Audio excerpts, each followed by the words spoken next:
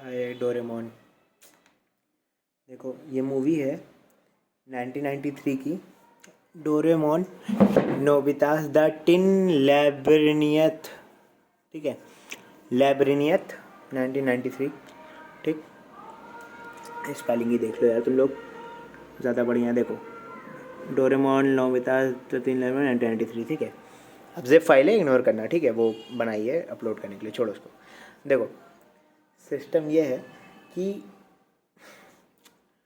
तुम्हें पता है ना, पहले के समय के लोगों की याददाश्त बहुत तेज़ रहती थी। उसकी वजह, पहले के लोग जो हैं वो एक दूसरे का नंबर, घर का एड्रेस, रास्ता, ये सब भूलते नहीं थे। उनके अंदर एक डर रहता था कि हाँ, अगर मैं रास्ता भूल जाऊँगा तो मैं घर कैसे जाऊँगा। आज के समय में वो डर नहीं है। क्यों? क्योंकि गूगल मैप है। ठीक, हमारी इस परेशानी वो कह सकते हो ना कि हमको और ईज़ करने के लिए और ईज़ी करने के लिए, ईज़ करने के लिए हमें गूगल मैप का सहारा मिला। उससे हम लोग अब रास्ते नहीं याद रखते, ज़रूरत नहीं पड़ती। ठीक, गूगल कॉन्टैक्ट्स आ गए, गूगल ने एंड्रॉयड बना दिया। उससे हमारे वो रास्ते, अब हमें क्या कहते हैं, वो जो नंबर्स याद रखने होते थे, ठीक है, वो नहीं रखना पड़ता, हमारे कॉन्टैक्ट में सेव है। हमें कितनों का तो कितनी बार तो आजकल के जो बच्चे हैं उनको, उनसे पूछो, उनके माँ बाप का भी नंबर सही से याद नहीं होता। ठीक, मेमोरी कमज़ोर हो रही है। ठीक, और ये जनरेशन बाई जनरेशन होती चली जा रही है। ठीक, अब इसके बाद और ईज़ करते करते, तुम जानते हो पहले लोगों को ना कैलकुलेशन बहुत अच्छी आती थी, मैथ पहले के लोगों की बहुत बढ़िया होती थी। आजकल के समय में मजाल ही है कि कुछ ही लोग होंगे जिनकी मैथ बहुत ही अच्छी होगी। क्यों? क्योंकि मोस्टली लोगों को ज़रूरत पड़ती है लेकिन कैलकुलेटर है। तो मेरे हिसाब से देखा जाए तो वीडियो कैमरा और इमेज कैमरा तो चलो एक ऐसी इन्वेंशन है जो कि जिसका रिप्लेसमेंट शायद नहीं है, कि एक मोमेंट को आप कैप्चर करके कैसे रख सकते हो, बस याद रख सकते हो, पर किसी और को दिखा थोड़ी ना सकते हो। तो एक कैमरा, उसका इमेज या वीडियो, उसकी वीडियो फाइल, ठीक है, ये सब हम भेज के एक दूसरे को अपनी मेमोरीज शेयर कर सकते हैं। लेकिन इसके ऊपर टेक्नोलॉजी की शायद ही हमें ज़रूरत है, और अब खुद को ईज़ करने की। क्योंकि पता है, कहीं ना कहीं ये जो हमारे जीन्स में हमारी कैलकुलेशन करने की पावर कमज़ोर हो गई है, रास्ता याद रखने की पावर कमज़ोर हो गई है, कॉन्टैक्ट नंबर याद करने की पावर कमज़ोर हो गई है। आगे डे बाय डे हम अपने बच्चों में, और वो अपने बच्चों में, और वो अपने बच्चों में पास करते ही चले जाएंगे। ठीक, और पता है फ्यूचर क्या होने वाला है ये सब चीज़ों का। अब ये जो जानकारी है बहुत इंपॉर्टेंट है, पर बहुत से हम लोग इसमें ध्यान नहीं देते, क्योंकि लगता है कि यार हटाओ, इतना ईज़ तो हो रहा है यार। मैं भी तो देखो ना, ये मोबाइल बना करके, मोबाइल से वीडियो बना करके मैं भी यूट्यूब पे डाल रहा हूँ। ठीक है, तो मेरे लिए भी बहुत ईज़ है मेमोरीज़ को या खुद की लर्निंग्स को याद रखना है एक तरीके से। तो मैं ये नहीं कह रहा हूँ मैं गलत नहीं हूँ, मैं भी कम बहुत ज़्यादा गलत हूँ। लेकिन पता है, मैं खाली तुम लोग को अवेयर करना चाह रहा हूँ कि देखो फ्यूचर क्या होने वाला है। किसी जमाने में चमोचा स्टार भी बहुत अच्छा स्टार हुआ करता था। हर जगह हरियाली थी और मौसम भी बहुत अच्छा था। यहाँ के लोगों का दिल भी बच्चों की तरह साफ था और कोई कभी लड़ाई नहीं करता था। लोग बहुत खेलना पसंद करते थे, लोग खुश रहते थे। ये जो लौंडा है ये डरने की जरूरत नहीं, खाली इंसान है बस। ये जो जिसमें बैठा हुआ है ना, ये कोई कार नहीं है, ये कैप्सूल है जिसको चलने फिरने, खाना खाने और हर चीज़ करने में मदद करती है, क्योंकि इसके शरीर के बाकी अंग काम नहीं करते। अब वो क्यों नहीं काम करते, ये देखो।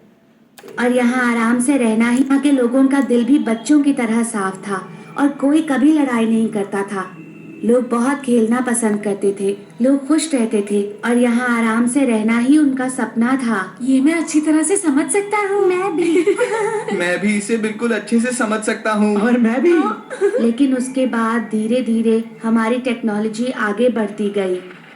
हर तरह के कामों के लिए नए नए रोबोट्स बनाए जाने लगे। खेती बाड़ी के लिए, बड़े बड़े कारखानों के लिए रोबोट्स, और सिटी ऑफिस और मार्केट के लिए भी रोबोट्स बनाए जाने लगे। यहाँ तक कि डॉक्टर्स भी रोबोट्स बन गए। हमने हर तरह की जिम्मेदारियां रोबोट्स को सौंप डाली और पुलिस और आर्मी भी रोबोट्स बन गई। अब ये क्यों हो रहा है पता है? हमें ईजनेस चाहिए, मिलिट्री को अपनी ईज चाहिए, डॉक्टर्स को अपनी ईजनेस चाहिए, और खेती बाड़ी के लोगों को अपनी ईजनेस चाहिए। हर किसी को ईजनेस चाहिए ही चाहिए। जैसे तुम्हें उलझन होती है कि 10,000 रुपये में से अगर तुम 3,499 रुपये निकाल दोगे तो कितना बचेगा, 3,785 रुपीज़ निकाल दोगे तो कितना होगा। ये तुम्हें जैसे दिक्कत होती है ऐसे ही उनको भी दिक्कत है। तो दिक्कत क्या है, वो बस उनको और ईजनेस चाहिए, तो उसके लिए वो क्या कर रहे हैं, रोबोट्स बना रहे हैं। अब ये फ्यूचर, ये कहीं ना कहीं हमारा भी फ्यूचर हो सकता है बहुत आराम से। एक एक करके एडवांस रोबोट्स इन्वेंट होते गए, लेकिन फिर कुछ समय बाद इन्वेंशन करना भी बोरिंग हो गया। तो एक इन्वेंटर डॉक्टर नपोगिस्त्रा को भी बना दिया गया। उसकी पूरी बॉडी तो कंप्यूटर से बनी है। उस डॉक्टर ने इंसान के आराम के लिए नई नई चीजें बनानी शुरू कर दी। फिर एक वक्त ऐसा आया जब इंसान को काम करने की जरूरत ही नहीं रही। हर दिन संडे हुआ करता था। तो मतलब रोजाना संडे हुआ करता। देख रहे हो ये खुशी, ये तो कहते हैं कि क्या कहा जाए, इनको पता नहीं इनसे क्या छीना है। अरे वाह, यही होता है सच में। उस डॉक्टर की सबसे बड़ी इन्वेंशन थी इमेकॉन, इमेज कंट्रोल, जिसका मतलब है कि आप जो भी चीज अपने दिल में इमेजिन करोगे वो सिस्टम कंप्यूटर के जरिए ऐसा ही कर देगा। मैं भी किसी ऐसी जगह पर पैदा हुआ होता। तुम सच में ऐसा सोचते हो? हाँ, जल्दी जल्दी बताओ ना आगे क्या हुआ। यहाँ पर सब कुछ हमेशा अच्छा नहीं था।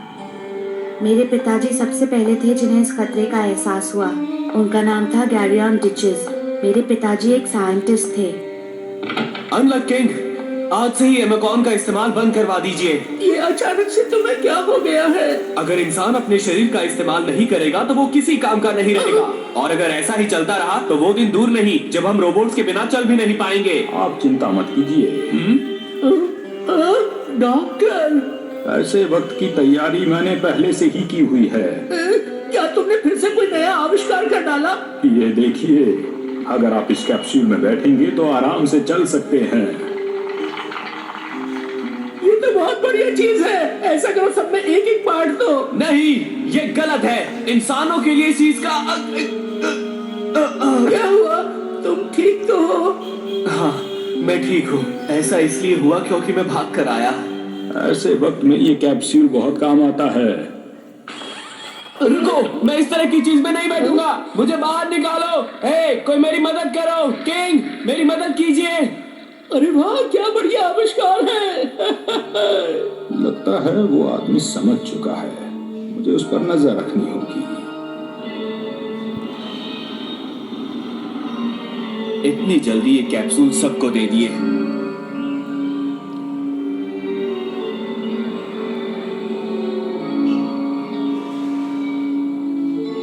इस तरह तो इंसान बर्बाद हो जाएगा। चाहे कुछ भी हो जाए, मुझे इस प्रोजेक्ट को रोकना ही होगा। मैं भी इस काम में आपकी मदद करूंगी।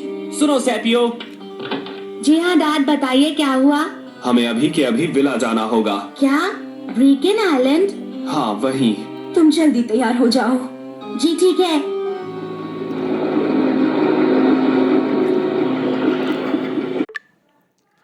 अब देखो इस सब का रिजल्ट पता है आखिरी में क्या होगा। देखो, एक कंपनी में एम्प्लॉय सिर्फ तब तक एम्प्लॉय रहता है जब तक उसकी खुद की नीड्स पूरी हो रही होती हैं। पर यह तुम्हें समझना होगा, जैसे ही जिस दिन वो कंपनी उसकी नीड्स पूरी करने के सक्षम नहीं रहेगी या थोड़ी सी भी कमज़ोर पड़ेगी, वो एम्प्लॉय जब देख रहा होगा कि मैं ही इस कंपनी में सबसे ज़्यादा काम कर रहा हूँ और कोई नहीं कर रहा है, वो तुरंत अपने आप को मालिक घोषित कर देगा। वो बोलेगा ऐसा है, काम तो मैं ही कर रहा हूँ ना, तो जो मेन चीज़ है वो मैं ही कर रहा हूँ, तो पैसा तुम सब क्यों खा रहे हो। अब 99.9% प्रॉफिट मेरा होगा, 0.1% तुम्हारा, क्योंकि तुमने अगर जो इतने समय से काम किया है, गुडविल बनाई है, उसके लिए रख लो या दान दिया। लेकिन क्योंकि अब मैं ही हूँ तो मालिक मैं ही हूँ, बात खत्म। उस दिन आखिरी बार मैंने अपने मॉम डैड को देखा था, और फिर कुछ दिनों बाद सब लोग मेरी बात को ध्यान से सुन लो। मैं हूँ चमोचा स्टार का किंग नापोगिस्ट्रा फर्स्ट। क्या? इसका क्या मतलब है? इसका मतलब ये है कि इंसान का वक्त खत्म हुआ और अब से रोबोट्स की सेंचुरी शुरू होती है।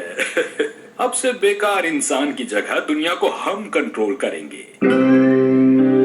मतलब काम खत्म, अब अंदाज़ा हुआ है। अच्छा, आजकल ये एआई चैट जीपीटी बहुत चल रहा है।